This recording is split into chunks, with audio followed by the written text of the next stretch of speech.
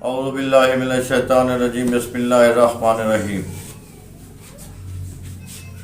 جو سلسلہ وظائف کا چل رہا ہے، آج جو ہے 2 اسماء گرامی خداوند تعالیٰ کے بتائے جا رہے ہیں۔ پہلا ہے العفو۔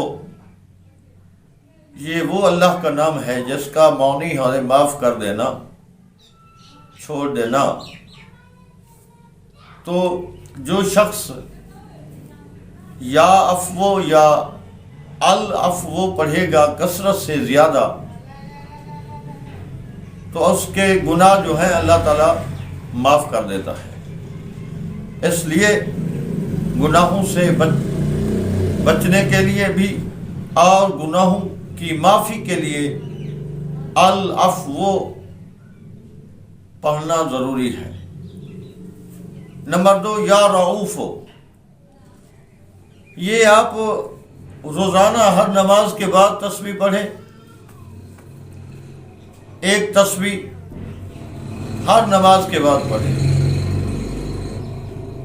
اس کا سب سے بڑا فائدہ تو یہ ہے کہ تمام مخلوق، تمام جو آپ کے ارد گرد لوگ ہیں، آپ کے رشتہ دار ہیں، دوست ہیں، سب لوگ آپ پر مہربان ہو جائیں گے۔